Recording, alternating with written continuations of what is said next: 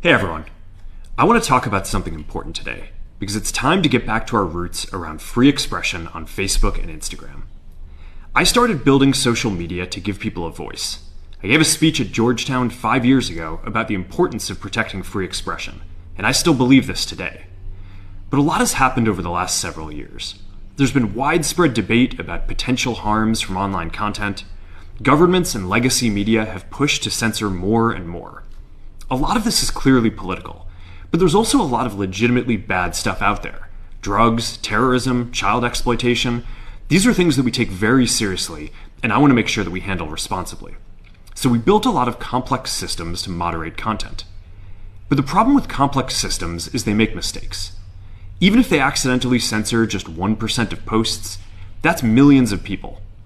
And we've reached a point where it's just too many mistakes and too much censorship. The recent elections also feel like a cultural tipping point towards once again prioritizing speech. So we're going to get back to our roots and focus on reducing mistakes, simplifying our policies, and restoring free expression on our platforms. More specifically, here's what we're going to do. First, we're going to get rid of fact checkers and replace them with community notes similar to X, starting in the US. After Trump first got elected in 2016, the legacy media wrote non-stop about how misinformation was a threat to democracy. We tried in good faith to address those concerns without becoming the arbiters of truth. But the fact checkers have just been too politically biased and have destroyed more trust than they've created, especially in the US.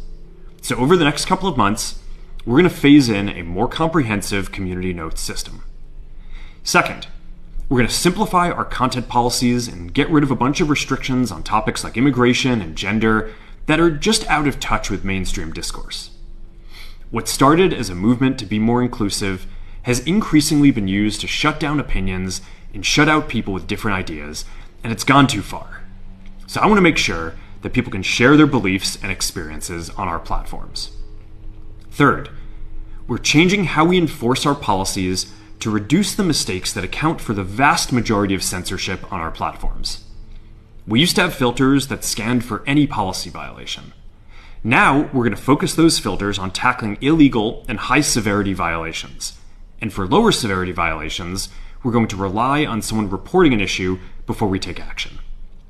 The problem is that the filters make mistakes, and they take down a lot of content that they shouldn't. So by dialing them back, we're going to dramatically reduce the amount of censorship on our platforms.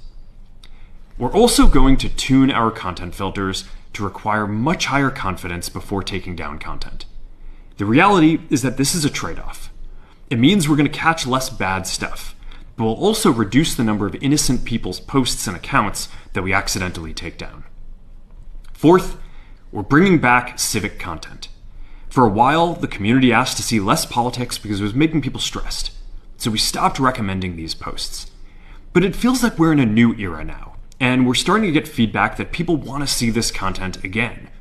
So we're going to start phasing this back into Facebook, Instagram, and Threads while working to keep the communities friendly and positive. Fifth, we're going to move our trust and safety and content moderation teams out of California, and our US-based content review is going to be based in Texas. As we work to promote free expression, I think that it will help us build trust to do this work in places where there is less concern about the bias of our teams. Finally, we're going to work with President Trump to push back on governments around the world that are going after American companies and pushing to censor more. The US has the strongest constitutional protections for free expression in the world. Europe has an ever-increasing number of laws institutionalizing censorship and making it difficult to build anything innovative there. Latin American countries have secret courts that can order companies to quietly take things down. China has censored our apps from even working in the country. The only way that we can push back on this global trend is with the support of the US government.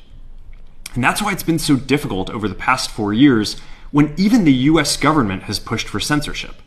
By going after us and other American companies, it has emboldened other governments to go even further. But now we have the opportunity to restore free expression, and I am excited to take it. It'll take time to get this right, and these are complex systems. They're never going to be perfect. There's also a lot of illegal stuff that we still need to work very hard to remove.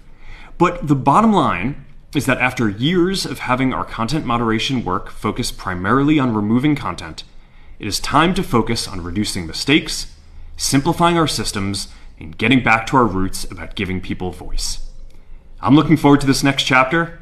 Stay good out there, and more to come soon.